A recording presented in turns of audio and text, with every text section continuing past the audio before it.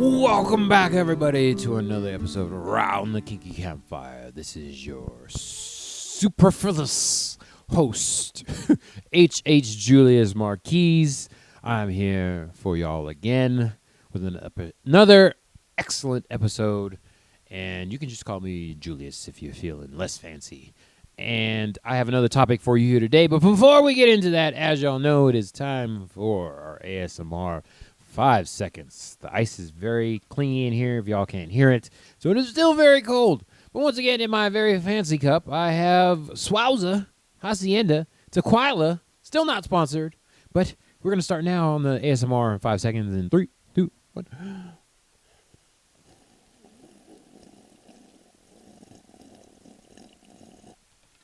Oh, it's so cold. Oh, goodness. Okay.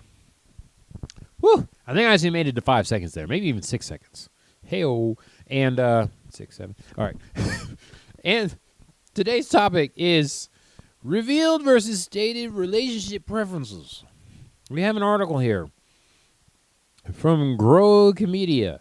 And hopefully I will, once again, put the link in the description. I'm going to talk to my future self again. If I don't do it, somebody remind me in the comments. I'll put it in there. All right, so if y'all haven't heard this yet, there's been a little bit of study being done now on this topic, where stated preferences, as so defined in this article, are traits people say they want in a partner, like kindness, intelligence, being nice to waiters, wait staff, holding doors open, those kind of things, romantic gestures.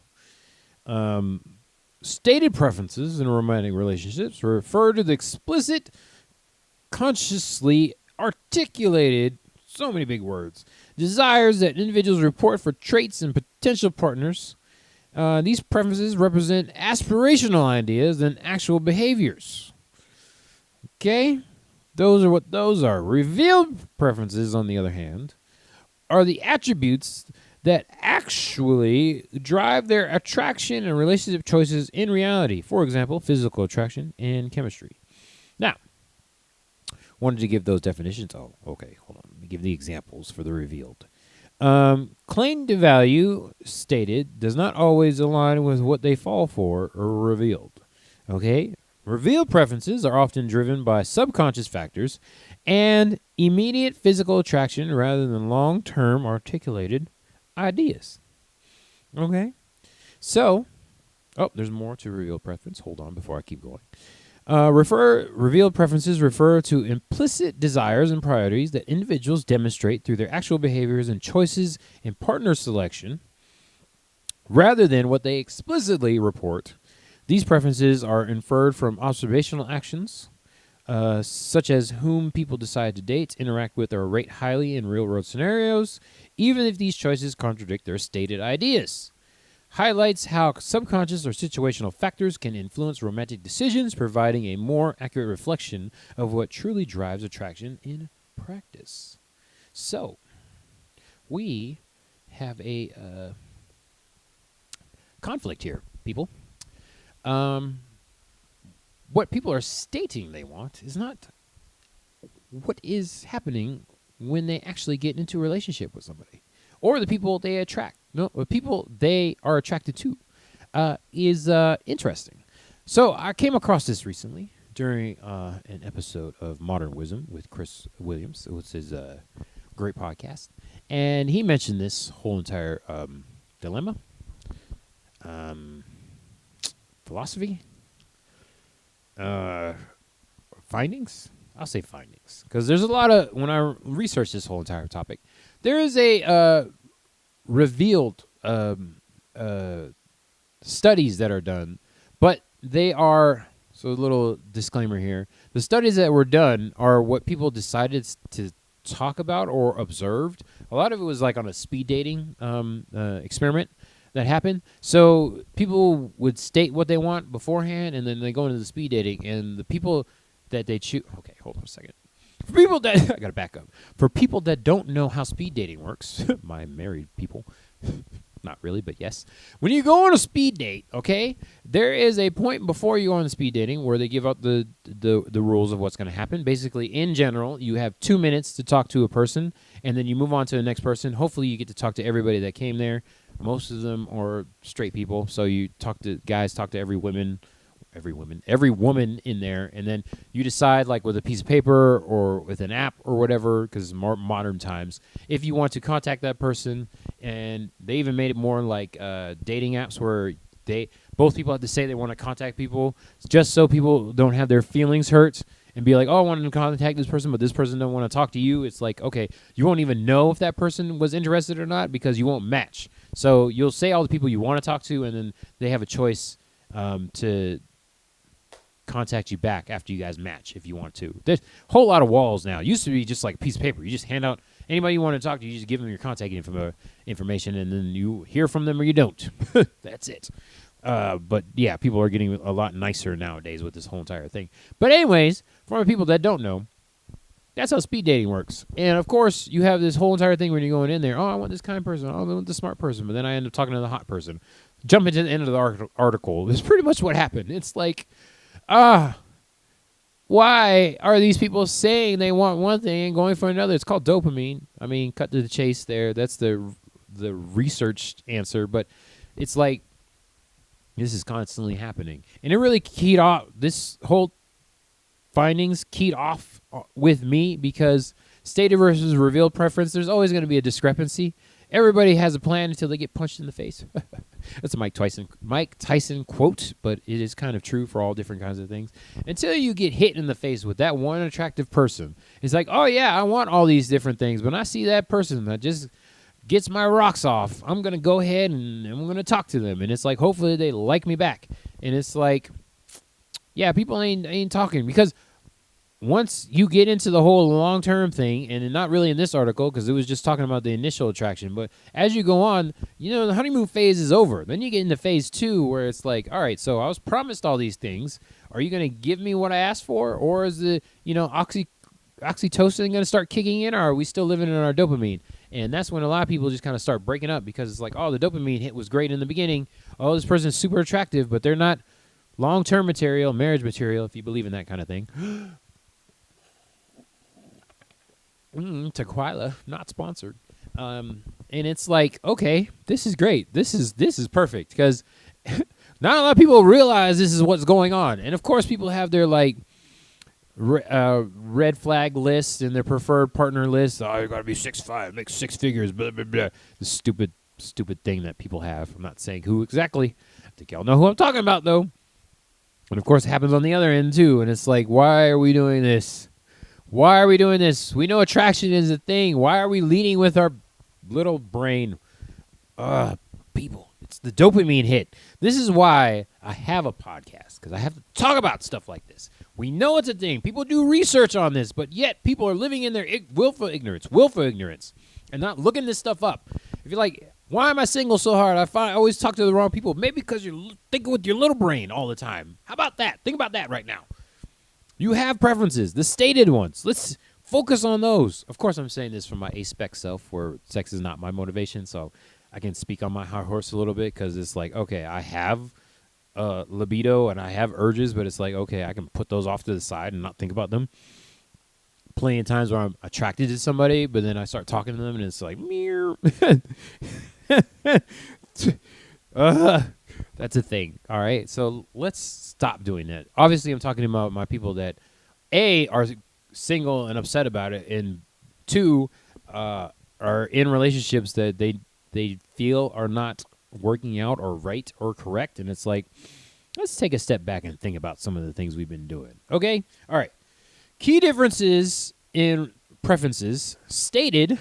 Let's see. People often prioritize traits like intelligence, emotional stability, kindness, and humor as their top desires. But then, with revealed, in contrast, factors like physical attractiveness, sexual chemistry, and smelling good are strong predicators of actual attraction. All right, so that smelling good is a very crucial part, because there's a thing called pheromones, okay? Those are a thing. Certain people, you're just attracted to their essence, and you don't know why. It's because of pheromones, people. That's a thing in science that has been researched. That is an actual thing. People just smell better to certain other people, and you get attracted to them. Those are all the things that happen in the world that are actual factual. We have to take those into consideration.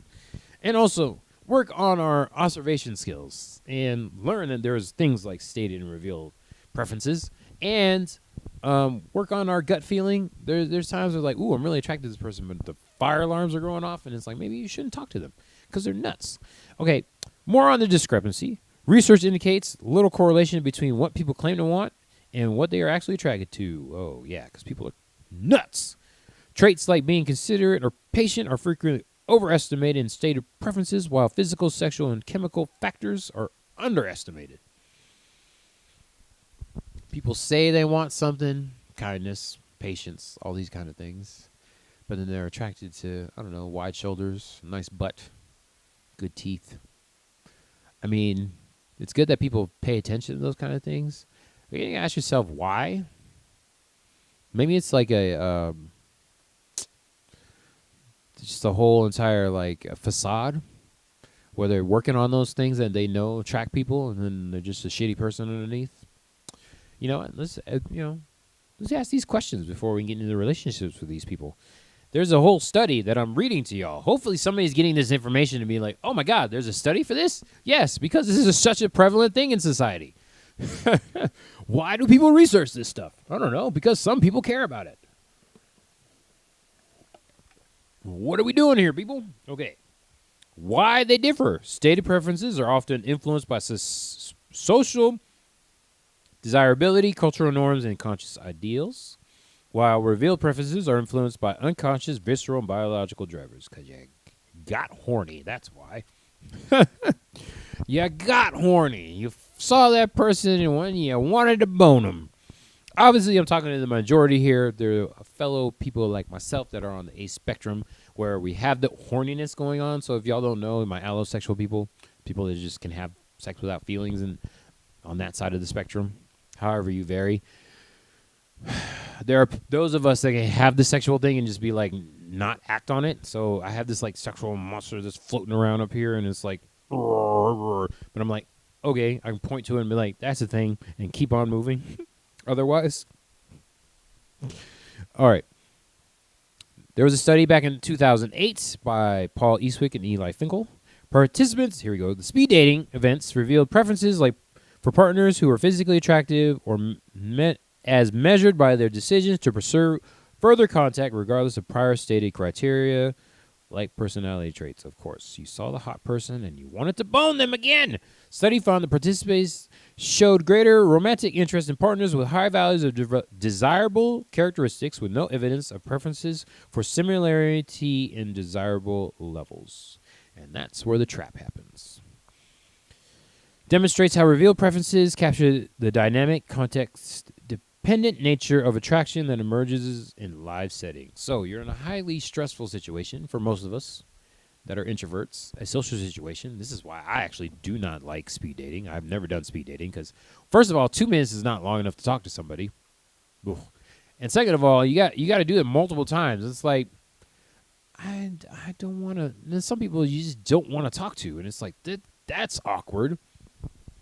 And then the person you are attracted to sees you being awkward with the person, and then they're like, oh, this is an awkward person. If they're awkward with that person, not knowing whether or not you're attracted to them or not knowing you're getting a bad vibe, or maybe even before you saw that person being rude to the waitstaff or something beforehand, and there's like no context whatsoever. So it's like, oh, that's terrible. But then it's like, so already a highly stressful situation.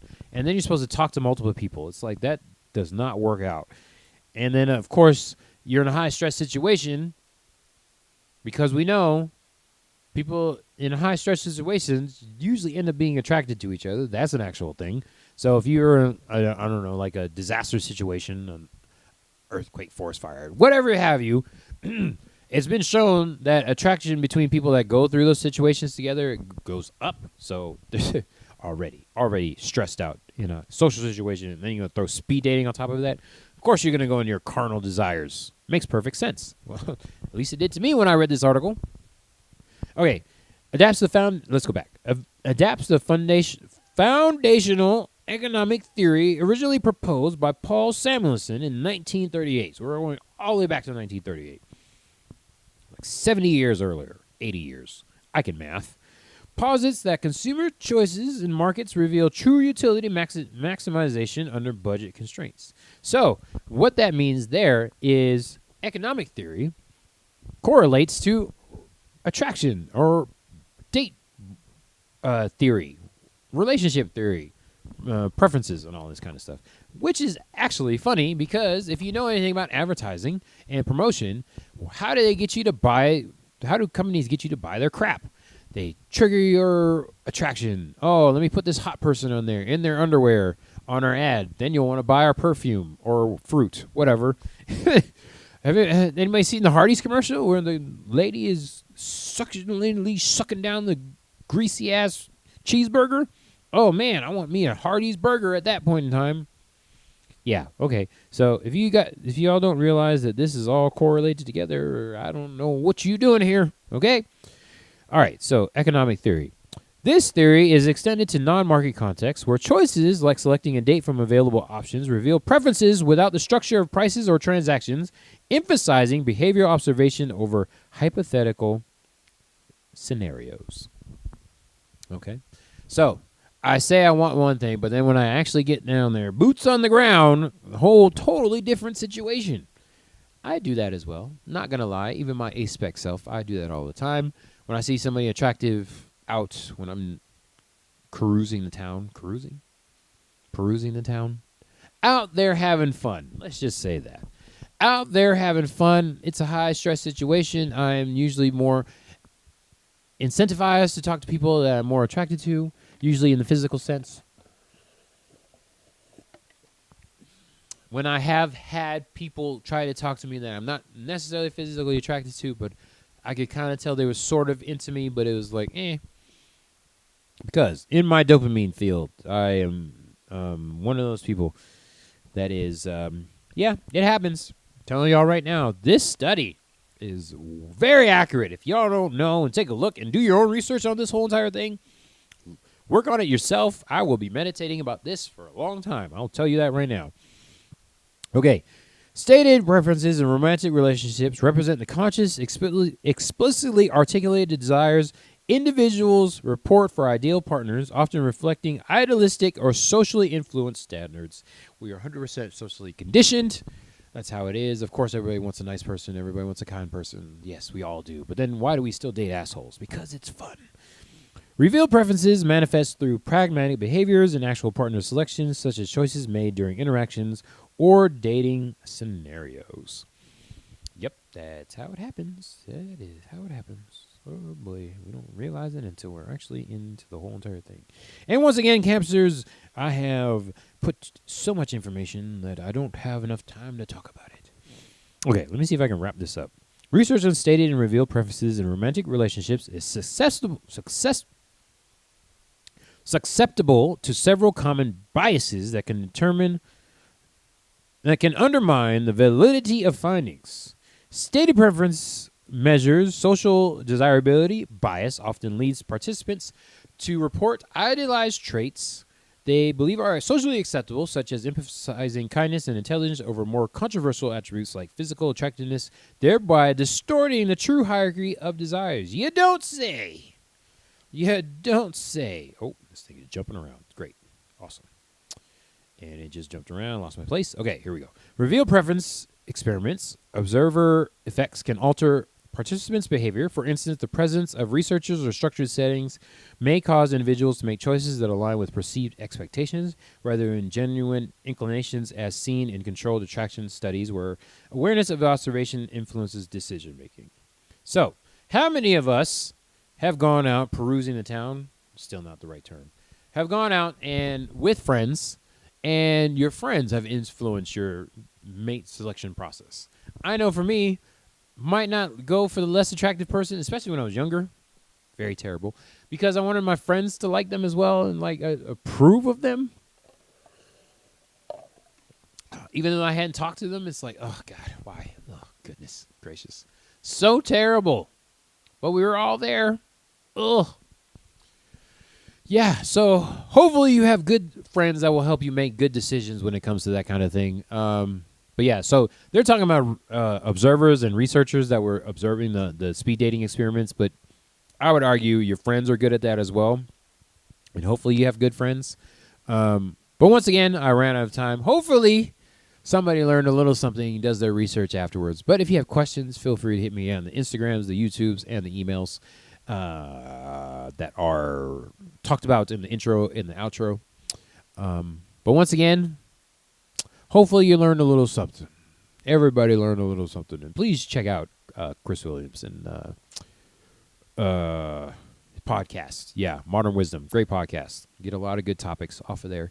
And hopefully you can relate them to the kinky side of things. Also the monogamous side of things. But for now, this is Around the Kinky Campfire. And not sponsored, Swowza. In there feeling good with the tequila. And this is Julius Marquis, HH Julius, here for y'all. And we'll have another episode for you next week. But for now, that is all. Hello.